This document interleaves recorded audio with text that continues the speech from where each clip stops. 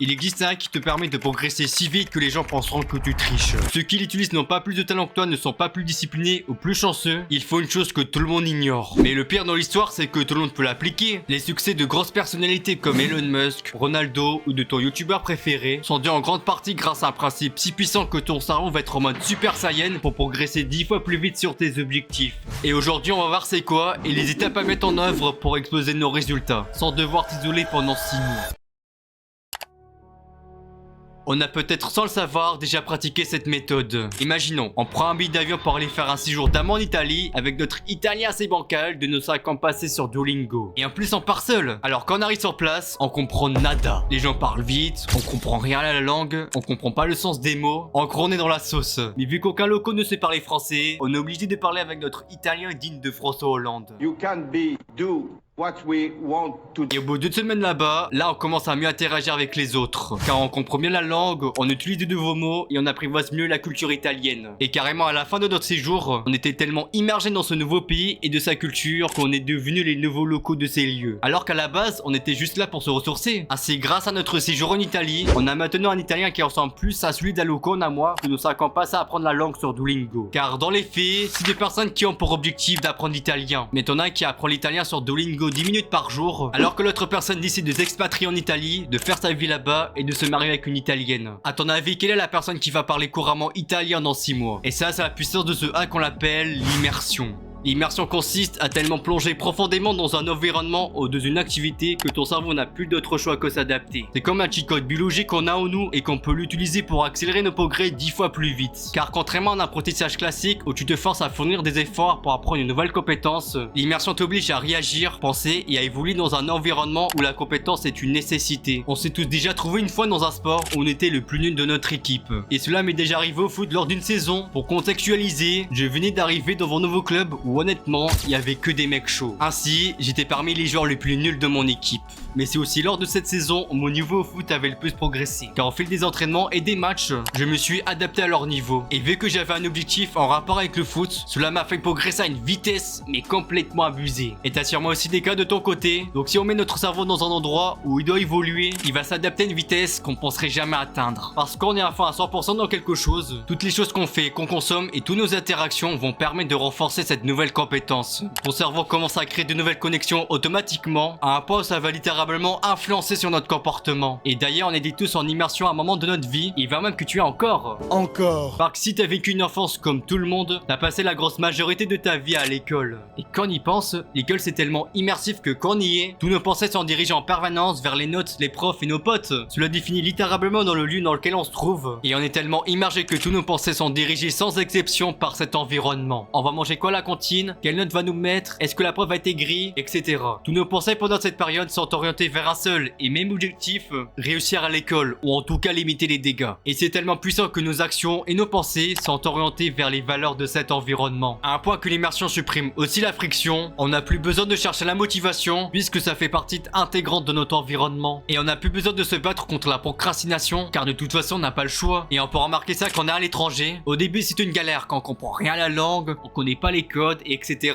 Et assez vite on comprend mieux comment cela fonctionne, on sait quoi dire et quand, on connaît mieux les codes sociaux et on sait mieux interagir avec le monde. Tout ça c'est grâce à une partie de notre cerveau qu'on appelle le SAR et c'est tellement si puissant qu'on va s'intéresser à comprendre et à maîtriser notre SAR.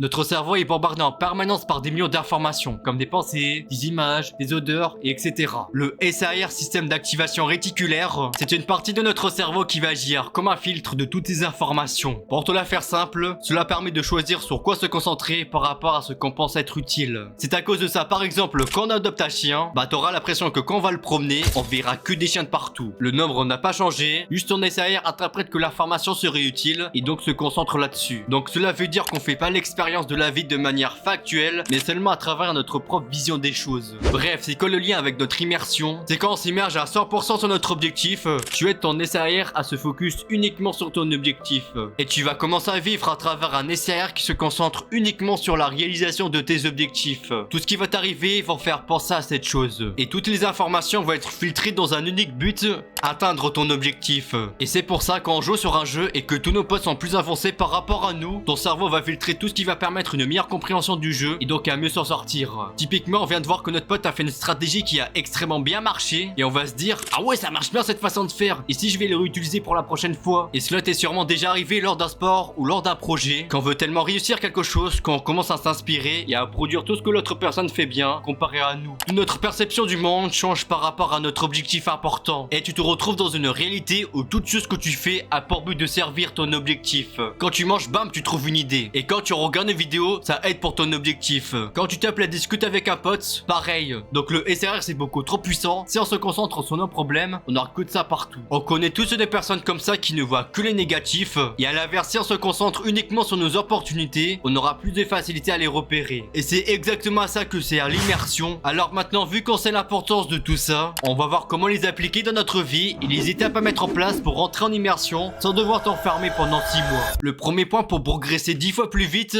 c'est de changer ton environnement. Quand on part dans un pays étranger pour apprendre une nouvelle langue, on devient constamment entouré de sa langue et de sa culture. Notre cerveau est tellement submergé par ce nouvel environnement qui intègre sans se rendre compte des mots, des expressions et des comportements. Donc ça veut dire que pour progresser sur notre objectif, il est extrêmement puissant de s'entourer d'un environnement où cet objectif est la norme. Et ça peut se faire par l'environnement physique, où on peut essayer de trouver des gens qui ont le même objectif que nous, ou en tout cas trouver des gens qui sont déter sur leur propre objectif et de passer plus de temps avec eux. Ou alors dans un premier temps, on peut commencer à changer notre environnement numérique. Même avec ce simple changement, tu permets à ton cerveau de s'exposer à du contenu qui vont te rappeler et à te faire avancer sur tes objectifs. Et d'ailleurs, on peut aussi aller dans des communautés en ligne en lien avec notre objectif, et ce que j'ai fait perso. Au moins l'avantage d'aller dans des communautés qui te correspondent, c'est que ça te permet de créer un réseau de gens comme toi sans devoir aller chercher au fin fond de la région ou du pays. Et ce réseau que tu as créé peuvent devenir également physique si tu as des gens qui habitent pas trop loin de chez toi. Et c'est aussi l'occasion de rejoindre le serveur Discord de la chaîne si tu souhaites de créer ton propre réseau de gens déter qui vont vers le sens de tes objectifs. Le lien est en description. Bref, puis nous passons au deuxième point pour rentrer en immersion, créer l'obligation d'agir. À l'été 1519, un groupe de navires venant tout droit de la mer arrive sur le rivage d'une terre sauvage. Pendant leur débarquement, un conquistador qui était le chef de la troupe ordonne à ses hommes de brûler tous leurs bateaux. Pourquoi? Parce que selon lui, son but c'était d'anéantir toute solution de retrait et de couper toute alternative à part celles qui vont vers le sens de leurs objectifs. Et cet épisode resta gravé dans l'histoire car cela nous a donné une expression en français qui va nous être utile aujourd'hui, brûler les bateaux. Donc cela veut dire qu'on coupe toutes les solutions possibles pour se mettre dans une situation où on n'a pas d'autre choix que d'atteindre notre objectif. Et encore une fois, quand on part à l'étranger, on ne va pas trop avoir le choix d'apprendre la langue. Si on veut manger quelque chose, de modérer son chemin ou quoi que ce soit, on est obligé qu'on fasse l'effort de parler à la personne, même si ce n'est pas parfait. Et ton cerveau va se mettre inconsciemment à apprendre la langue, car c'est ça qui va lui permettre littéralement de survivre. Et pour reproduire cette même situation dans nos objectifs, il faut se mettre dans une situation où on n'a pas d'autre choix que réussir notre objectif. Et ça a aidé des tas de personnes de tout quitter, leur maison, leur famille, pour atteindre leur but. Mais bien sûr, on n'a pas besoin d'aller dans ces extrêmes, on peut quand même appliquer ce principe à travers notre état d'esprit. Typiquement, quand tu veux te mettre au sport depuis longtemps, tu peux commencer à t'inscrire à une salle de sport et à te prendre un coach qui va te suivre toutes les semaines. Ça va te forcer à être régulier à y aller. Pareil, quand tu es timide et que tu veux rencontrer des gens, tu peux déjà y aller à des événements avec des gens inconnus. Et ça fonctionne aussi avec des engagements vers tes potes ou ta famille. Tu peux leur simplement dire que dans une semaine, tu auras posté ta première vidéo ou qu'à la fin du trimestre, tu auras 16 de moyenne. Cela veut dire d'être uncountable en anglais. Là, on n'a pas trop de traduction en français. Le but, c'est de s'engager en brûlant les bateaux et de ne pas se laisser le choix d'atteindre nos objectifs. Le troisième point pour entrer en immersion, c'est de faire du deep work.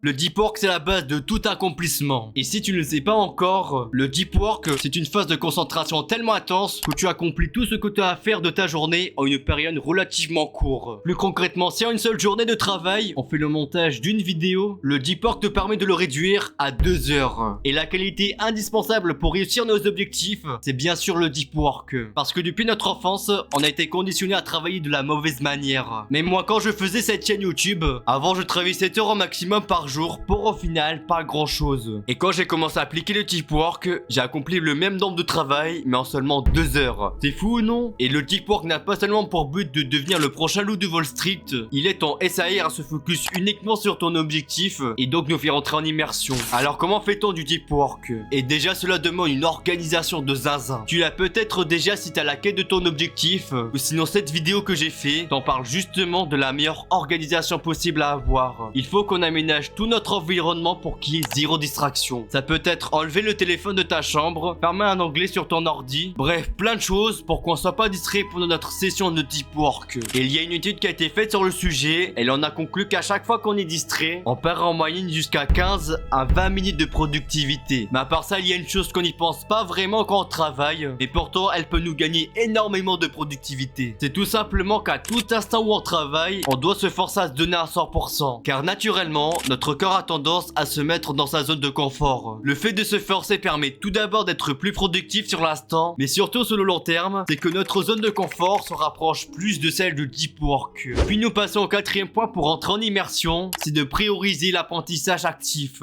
Quand nous étions à l'école, on devait mémoriser des listes interminables de mots, de formules, de verbes irréguliers. C'est de l'apprentissage passif. On est en train d'apprendre des connaissances, mais on ne sait pas encore ce qu'on va en faire. Alors que quand on va dans un pays étranger, on va pratiquer sur le terrain tout ce qu'on va apprendre. Et de savoir en direct si ça fonctionne ou si ça fonctionne pas. Donc pour avancer au plus vite sur nos objectifs, on va pas seulement consommer l'information, mais de faire en sorte d'appliquer toutes les connaissances qu'on apprend. Typiquement, t'as peut-être vu un geste freestyle que tu trouvais stylé sur TikTok. On va faire en sorte de reproduire ce même geste dans la vraie vie. Et ce que j'ai fait sur YouTube quand j'ai voulu faire de meilleures vidéos. Sur mon temps libre, j'apprenais tout ce qui pouvait faire ça. Et devant mon PC, je mettais tout en œuvre sur mes vidéos. J'essayais de nouveaux effets, j'apprenais à faire de belles minias, je tentais de nouvelles choses et etc. Et cela m'a fait progresser à une vitesse de zinzin. Si on compare cette vidéo à la toute première de la chaîne, la qualité n'a rien à voir à celui de maintenant. Apprendre, ce n'est pas seulement accumuler des connaissances, mais c'est de changer son comportement pour devenir un peu plus meilleur chaque jour. Et le dernier point de la vidéo pour plonger en immersion totale, changer son identité. L'identité, c'est la base de tout changement dans notre vie. Par exemple, si on est addict à la cigarette et qu'on a envie d'arrêter ce comportement-là, il faut pas simplement n'en plus consommer ou n'en plus n'acheter, c'est comment gérer la personne non fumeur à ma place. Et encore une fois, on peut l'appliquer sur tous nos objectifs en se concentrant sur notre nouvelle identité qu'on va avoir. Le but, c'est de commencer à agir comme la personne qu'on souhaite devenir. Donc si on souhaite atteindre un objectif X, que ferait la vidéo de Théodore qui a déjà cet objectif? Par exemple sur YouTube, si j'ai envie d'atteindre les 100 000 abonnés, comment gérer le Théodore qui a déjà ce résultat? Il va chercher à comment améliorer ses vidéos, il va parler de sujets pertinents pour vous, il va apprendre le YouTube game, il sera travailleur persévérant. En gros, toi un peu ce que je fais en ce moment. Génial. Donc pour te la résumer, pour progresser si vite que les gens vont penser que tu triches, il faut utiliser ce hack qu'on appelle l'immersion. En gros, c'est quand on est tellement plongé profondément dans une nouvelle environnement ou activité que ton cerveau n'a plus d'autre choix que de s'adapter. Et les étapes à suivre pour en arriver à ce résultat sont tout d'abord de changer notre environnement. Ensuite, la deuxième étape, c'est de trouver l'obligation d'agir. Puis la troisième étape, c'est de faire de deep work. La quatrième, c'est de prioriser l'apprentissage actif plutôt qu'au passif. Et enfin, la dernière étape pour entrer en immersion, c'est de créer une nouvelle identité 2.0 de nous-mêmes. Et c'est sur ça que termine cette vidéo. Surtout n'hésite pas à rejoindre le serveur Discord de la chaîne pour trouver des gens qui sont déter comme toi et qui vous pouvez passer du temps entre vous. Et si la vidéo t'a été utile et que tu trouves que ça peut aider les autres, tu peux liker et partager la vidéo à ceux que tu aimes. Et si tu apprécies mon contenu et que tu as envie de me soutenir, tu peux t'abonner à cette chaîne. C'est tout bénef pour toi. Tous ceux, à la prochaine!